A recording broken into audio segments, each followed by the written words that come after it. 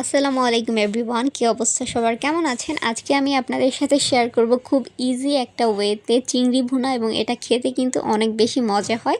এখানে আমি 5 পিসের মতো মিডিয়াম সাইজের চিংড়ি নিয়ে নিয়েছি এবং খোসাটাকে খুব ভালো করে ছাড়িয়ে নিচ্ছি। আমি কিন্তু সবসময় খোসাটা ছাড়িয়ে নিই, না হলে কিন্তু মশলাটা ভালোভাবে এটার মধ্যে ঢুকে না। সো এরপরে আমি একটু হলুদ, মরিচ আর লবণ দিয়ে নিচ্ছি, আর উপরে হালকা করে একটু লেবুর রস দিয়ে নিচ্ছি। এরপর এটাকে আমি খুব সুন্দরভাবে মাখিয়ে এটাকে আমি 20 থেকে 30 মিনিটের মতো ফ্রিজে ঢেকে রেখে দিব। সো এরপর ফ্রিজ থেকে নামিয়ে আমি গরম তেলে এটাকে ভেজে নিব।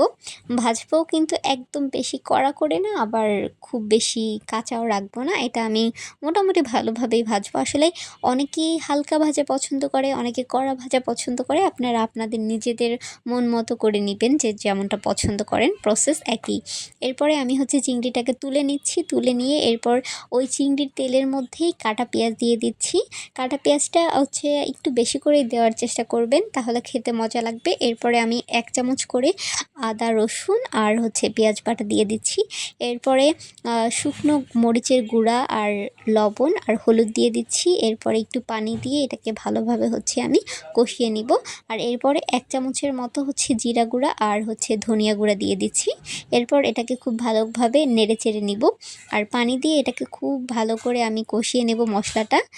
এরপর আরেকটু হলুদ দিয়ে দিচ্ছিলাম, কারণ আমার কাছে মনে হচ্ছিল হলুদটা কম হয়েছে। সো যাই হোক, এরপর সব মশলা দেওয়া শেষ হয়ে গেলে যতক্ষণ না পর্যন্ত এটার উপর তেল উঠে আসছে, ততক্ষণ আপনারা এটাকে নাড়তে থাকবেন। আর এরপর চিংড়িটা দিয়ে ভালোভাবে আরও নাড়াচাড়া করে নেবেন। এরপর হালকা একটু পানি দিবেন। যদি তেলটা বেশি খান তখন কিন্তু পানি দেওয়াটা এখানে প্রয়োজন নেই। খুব সুন্দর মতো একদম ভুনে নেবেন চিংড়িটাকে।